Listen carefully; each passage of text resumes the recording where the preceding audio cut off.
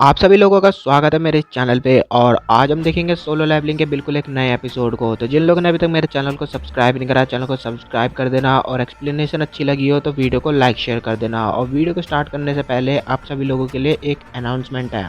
Solo loving के नाम से मेरा एक चैनल हुआ करता था जिसे कि यूट्यूब ने डिलीट कर दिया था और वो लगभग मोनेटाइज भी हो चुका था। तो अगर मेरा ये वाला चैनल भी मतलब किसी तरीके से अगर डिलीट हो जाता है इन फ्यूचर, तो मैंने एक दूसरा बैकअप चैनल बना रखा है। तो जितने भी मेरे यहाँ पे ऑडियंस है तो प्लीज़ आप जाके मेरे उस वाले चैनल को भी सब्सक्राइब कर ले। मैं डिस्क्रिप्शन में भी लिंक लगा दूंगा और कमेंट बॉक्स में भी अपने उसी चैनल के कमेंट को पिन कर दूंगा, तो आप वहाँ से भी जाकर उसे सब्सक्राइब कर सकते हैं।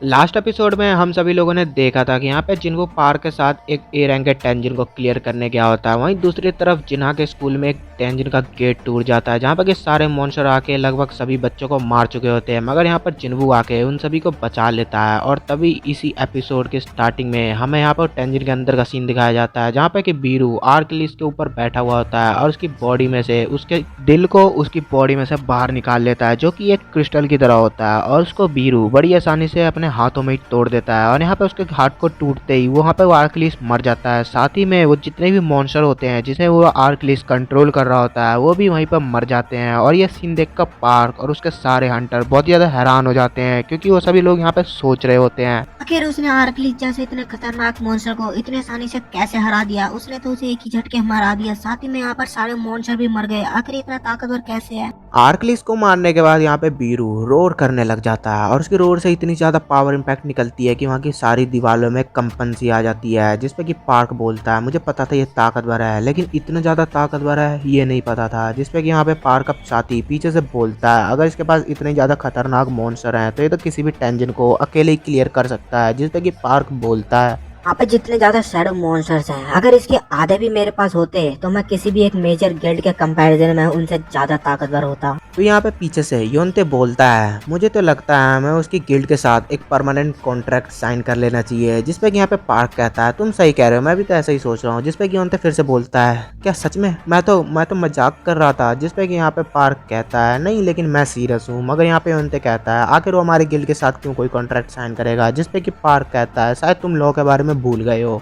पार्क हंसते हुए बोलता है और कहता है किसी भी गिल्ड को किसी भी टेंजन के अंदर जाने के लिए एक मिनिमम हंटर की रिक्वायरमेंट होती है। और यहाँ पे कोरिया के अंदर लॉ के ऊपर कोई भी सवाल नहीं उठाता है और जिन्हों की गिल्ड बिल्कुल नहीं है तो उसके पास इतने हंटर मैन पावर है ही नहीं, तो वो हम पे डिपेंड है और हम उस पर डिपेंड है, तो कॉन्ट्रैक्ट साइन हो सकता है। जिसपे कि उनसे बहुत ज़्यादा खुश हो जाता है। अभी यहाँ पर हमें स्कूल के बाहर का सीन दिखाया जाता है जहाँ पर कि सारे मीडिया पुलिस ऑफिसर्स और एम्बुलेंस भी आ चुके होते हैं। और वहीं पर एक औरत बहुत ही बुरी तरीके से चिल्ला रही होती है, कह रही होती है मुझे अंदर जाने दो, मेरा बेटा अंदर वहाँ पर जख्मी है। और तभी वहाँ पर वो अंदर आ जाती है और अपने बेटे को मरा हुआ देखकर वो वहाँ पर बहुत बुरी तरीके से रोने लग जाती है और जिसको वो सभी लोग वहाँ पर देख के बहुत ज़्यादा ही सैड हो जाते हैं। तभी यहाँ पर हमें जिन्वू और चेयरमैन दिखाए जाते हैं जो कि कार के अंदर बैठ के आपस में डिस्कस कर रहे होते हैं। और यहाँ पर चेयरमैन जिन्वू से बोलते हैं 213 बच्चों को पहले रेस्क्यू कर लिया गया था और 10 बच्चे अब और रेस्क्यू कर लिए गए हैं। साथ में जो बच्चे नहीं बच पाए थे उनकी बॉडी को भी बाहर निकाल लिया गया है और ये बात तो हमें पहले ही सोच लेनी चाहिए थी। तभी वो वहाँ पर जिन्वू को एक ग्राफ दिखाते हैं। गन हिनू बोलते हैं पिछले 6 महीने में सियोल में बहुत ही ज़्यादा टेंजन गेट्स ओपन हुए हैं और बस हमारी कंट्री में नहीं बाकी दूसरे कंट्रियों में भी पहले कंपैरिजन में बहुत ज़्यादा गेट्स ओपन होने लग गए हैं। और बस यही बात अजीब नहीं है, जितनी तेज़ी से गेट्स ओपन हो रहे हैं उतनी तेज़ी से हंटर भी अवेकन हो रहे हैं। ऐसा लग रहा है कि ये दुनिया बैलेंस बनाने के लिए गेट के साथ साथ हंटर्स को भी अवेकन कर रही है। लेकिन जिन्वू बोलता है मैं आपकी सारी बात तो समझ गया लेकिन आप मुझे एक बात बताएं, आज एकदम अचानक से ऐसा क्या हो गया जो आप मेरे से इतनी जल्दी में मिलना चाह रहे थे। जिस पे कि गनहिन हो उसे एक पेपर देते हुए बोलते हैं America, Japan, China, Germany, France ऐसे बहुत बड़े बड़े कंट्री हैं जो कि तुमसे मिलना चाहते हैं और तुम्हें अपनी कंट्री के अंदर हायर करना चाहते हैं। और टू बी ऑनेस्ट हम एंटर एसोसिएशन वाले उन्हें रोक तो सकते नहीं हैं। और कुछ ताकतवर लोग और बड़े गिल्ड वाले तो तुमसे पहले ही चोरी छुप के मिल चुके होंगे, लेकिन तुम चाहो तो हम यहाँ पर तुम्हारी पर्सनल इन्फॉर्मेशन को हाइड कर सकते हैं। लेकिन अगर तुम खुद भी उनसे मिलना चाहते हो तब तो हम तुम्हें नहीं रोक पाएंगे। लेकिन मैं यहाँ तुमसे रिक्वेस्ट करना चाहूँगा कुछ भी हो जाए तुम कोरिया को छोड़ के मत जाना, क्योंकि अगर तुम भी चले गए तो आगे जितनी भी प्रॉब्लम आने वाली है मुझे नहीं लगता कि हम उसे फेस कर पाएंगे। तभी वो लोग यहाँ पे हॉस्पिटल में आ जाते हैं और जिन्वू कार से बाहर निकलता है। यहाँ पे साथ में मिस्टर गनिनू फिर से बोलते हैं जिन्वू सुनो मेरी बात, तुम्हें किसी भी चीज़ की ज़रूरत हो तो तुम मुझे बताना, मैं तुम्हारे लिए उसे करने की पूरी कोशिश करूंगा अगर वो मेरे हाथ में होगा। लेकिन तुम प्लीज़ कोरिया को छोड़ के जाने की मत सोचना, अपने देश को छोड़ कर मत जाना। और यहाँ पर वो सर पे हाथ रख के कहते हैं हमारे कंट्री में टोटल 10 हंटर थे एस रैंक के तुम्हें मिला के, जिसमें से 2 तो मर गए हैं, मिन मियांगो भी मर गया है और डांसुक पहले ही हमें छोड़कर जा चुका है। और अगर तुम भी हमें यहाँ पर छोड़कर चले जाओगे तो आगे जितनी भी प्रॉब्लम आने वाली है, मुझे नहीं लगता कि यहाँ पर हमारे गिल्ड बाकी के सारे गिल्ड वाले मिलकर भी उस सिचुएशन को संभाल पाएंगे। तो तुम ये सब बातों को सोच कर ही कोई फैसला लेना। जिस पे कि जिन्वो बोलता है मुझे अपनी कंट्री से कुछ नहीं चाहिए, बस आप मेरे लिए एक परमिशन दिलवा दें कि मैं किसी भी हाई रैंक के टेंजन में अकेला जा पाऊँ। जिस पे कि यहाँ पर गनेनु कहते हैं क्या क्या मतलब है तुम्हारा, मतलब तुम चाहते हो कि मैं तुम्हारे लिए मिनिमम रिक्वायरमेंट को बदल दूँ।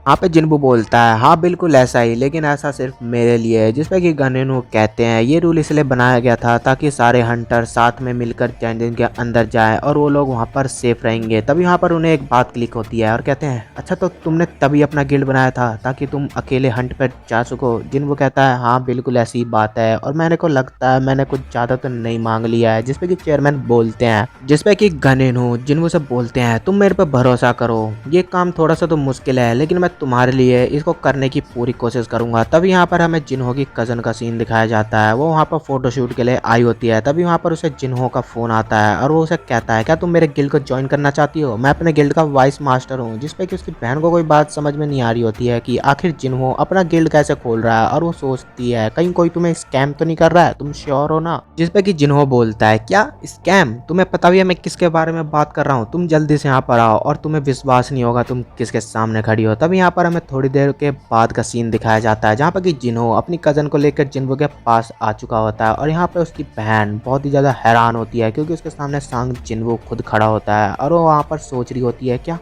तुम सच में श्योर हो कि तुम इसी के साथ अपना गिल्ड बना रहे हो, ये तो जिन्वू है ना। तभी यहाँ पर जिन्वू भी कहता है क्या ये तुम्हारी बहन है, ये तो एक ए रैंक की हंटर है। जिसपे कि जिन्हो अपनी बहन से बोलता है तुम इसको देखकर इतना ज़्यादा हैरान क्यों हो रही हो, ये भी इंसान ही है हमारी तरह। जिसपे कि जिन्हो की बहन बोलती है ओ मैं क्यों हैरान ना हो, ये तो वही बंदा है ना जिसने लिमसान उस कबाड़ी हंटर जो होता है उसके बारे में बात कर रही होती, कहती उसकी पूरी प्रेस कॉन्फ्रेंस को खराब कर दिया था। जिसपे कि जिन्वू बोलता है अच्छा तो तुम इसलिए हैरान हो, अच्छा तो तुम्हें जिन्हो ने तो सारी बात बताई दी होगी। जिसपे कि उसकी बहन बोलती है हाँ उसने बताया था कि तुम्हें एक हंटर की जरूरत है। जिसपे कि जिन्वू बोलता है तो ये बात ध्यान से सुनो, तुम एक एक्टर हो और अगर तुम गिल्ड को ज्वाइन करती हो तो तुम्हारी अपने उस एक्टर वाली लाइफ को छोड़ना पड़ेगा। जिसपे कि वो बोलती है हाँ कोई बात नहीं, इंसान से तो सब कुछ ही बढ़िया है। जिसपे कि जिन्वू शौक हो जाता है और जिन्हो से बोलता है कि ये कौन है। जिसपे कि जिन्हो बोलता है अरे वही मेरा बड़ा भाई। जिसपे कि जिन्वू बोलता है अच्छा वो तुम्हारा बड़ा भाई जिसे तुम्हारे डैड वो मास्टर बनाना चाह रहे थे। तभी यहाँ पर उसकी बहन कहती है क्या मैं तुम्हारे साथ एक सेल्फी ले सकती हूँ। तभी यहाँ पर हमें हंटर एसोसिएशन का मेन ऑफिस का सीन दिखाया जाता है जहाँ पर कि वो लोग किसी बात को लेकर बहस कर रहे होते हैं। वहाँ पर एक बंदा बहुत बुरी तरीके से चिल्ला रहा होता है और बोल रहा होता है तुम क्या चाहते हो, मैं एक सम्मान क्रीचर को भी एक एज अ हंटर डील करूं, आखिर तुम सोच क्या रहे हो, तुम्हारे दिमाग में चल क्या रहा है, तुम्हें पता भी है ना हंटर एसोसिएशन बनाया क्यों गया था, वो सभी हंटरों के लिए इक्वल है, ना कि किसी एक इंडिविजुअल हंटर के लिए, ना कि सिर्फ सांग जिन्वू के लिए। अपने आप को डिफेंड करो, मुझे पूरी बात एक्सप्लेन करो गनहिनु। और यहाँ पर पता चलता है वो जिन्वू के बारे में सवाल उठा रहे होते हैं।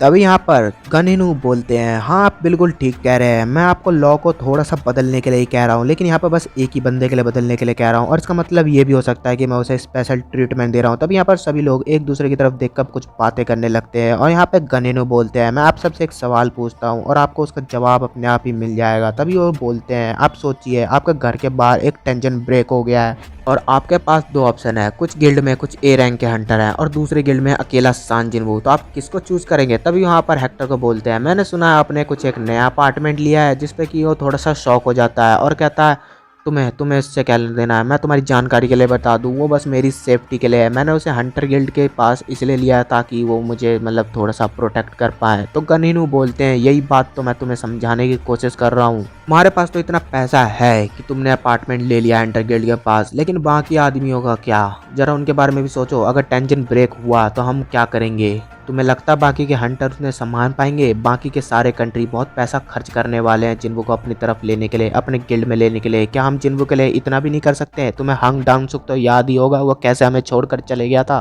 और अगर आप सभी लोगों को लग रहा है ये एक स्पेशल ट्रीटमेंट है तो आप सब बिल्कुल लोग सही सोच रहे हैं। ये एक स्पेशल ट्रीटमेंट ही है क्योंकि मैं सांग जिन्वू को किसी भी हालत में नहीं खो सकता हूँ। और आप सब लोग भी सोच लेना, जब एक एस रैंक का टेंशन ब्रेक होगा तो आप सभी लोगों को कौन बचाने आएगा। तभी यहाँ पर हमें चाइन का सीन दिखाया जाता है, जो कि वहाँ पे जिन्वू और जिन्हो की कज़न की एक पिक को देख रही होती है, जो कि उसने अभी अभी सोशल मीडिया पे अपलोड करी होती है। तभी यहाँ पर हमें जिन्हो और जिन्वू का सीन दिखाया जाता है, जो कि एक टेंजिन गेट के सामने खड़े होते हैं और ये उनकी पहली रेड होने वाली है उनका गेट ओपन होने के बाद। और जी हाँ, यहाँ पर उन्हें परमिशन मिल चुकी होती है और यहाँ पर जिन्हो बहुत नर्वस फील कर रहा होता है क्योंकि उसने आज तक पहले इतना बड़ा गेट कभी नहीं देखा होता है। और यहाँ पे मीडिया जिन्वू से पूछ रही होती है आखिर आपके गिल्ड का नाम आजिन कैसे पड़ा और आपके गिल्ड के को फाउंडर जिन्वू और उसके कजन के साथ आपका क्या रिलेशनशिप है और आपको क्या लगता है आप इस टेंजिन को अकेले क्लियर कर भी पाएंगे। जिसपे कि जिन्वू थोड़ा सा शॉक हो जाता है और कहता है आखिर इनको मेरे बारे में इतना सब कुछ कैसे पता है। तभी यहाँ पर वो मिस्टर वू से बोलता है आपने तो कहा था कि हंटर एसोसिएशन वाले मेरे प्राइवेट इन्फॉर्मेशन को लॉक कर देंगे, तो आखिर इन मीडिया को इतना कैसे पता। जिसपे कि मिस्टर वू कहते हैं तो मेरे को तो इतना ज़्यादा नहीं पता है, लेकिन मैं तुम्हें एक बात बोलना चाहूँगा, अगली बार ना कुछ भी पोस्ट करने से पहले थोड़ा ध्यान रखा करना। जिसपे कि जिन्वू कहता है अच्छा तुम इंस्टाग्राम पोस्ट के बारे में बात कर रहे हो। और वो वहाँ पर थोड़ा सा नर्वस हो जाता है और कहता है वो पोस्ट मैंने अपलोड नहीं करी थी, लेकिन फिर भी मैं आगे से थोड़ा ध्यान रखे करूँगा। तभी यहाँ पर मिस्टर वू के पास किसी का फ़ोन आता है और वो कहता है कि आप माइनिंग टीम वालों को बुला ले। जिस पे कि मिस्टर वू कहते हैं तुम्हारा दिमाग ख़राब है, जरा देखो यहाँ पर कितने शैडो सोल्जर्स हैं, मुझे नहीं लगता हमें उसकी ज़रूरत पड़ने वाली है। तभी यहाँ पर जिन्वू और जिन्हो बहुत ज़्यादा शॉक हो जाते हैं क्योंकि मिस्टर वू ने अपना आर्मर पहन लिया होता है। जिसपे कि मिस्टर वू जिन्वू से कहते हैं तो तुम्हें क्या लगा था, तुम्हें ऐसी परमिशन मिल गया है, यहाँ पर मुझे गनिन ने भेजा है, मैं तुम्हें पूरा एब्जॉर्व करूंगा, तुम्हारी पूरी रेड को देखूंगा और तब जाके आगे डिसाइड होगा कि तुम आगे कितनी टेंशन को क्लियर करोगे भी या फिर नहीं। जिसपे कि जिन्वू कहता है अच्छा ठीक है मैं आपकी बात समझ तो गया, लेकिन ये आर्मर की क्या जरूरत है, मतलब इसकी कोई जरूरत नहीं है। जिसपे कि वूजिन शॉक हो जाते हैं और हमें थोड़ी देर बाद का सीन दिखाया जाता है कि यहाँ पर जिन्वू जिन्हो और मिस्टर वू तो साइड में खड़े होते हैं। यहाँ पर जिन्वू के सारे शैडो सोल्जर्स ही अकेले फाइट कर रहे होते हैं और वो बड़ी आसानी से मैच्योरिटी के साइड फाइट करके सभी मॉन्स्टर्स को मार रहे होते हैं। और बस यहीं पर हमारे इस एपिसोड की भी एंड होती है। एक्सप्लेनेशन अच्छी लगी हो तो चैनल को सब्सक्राइब कर देना और वीडियो को लाइक शेयर भी कर देना।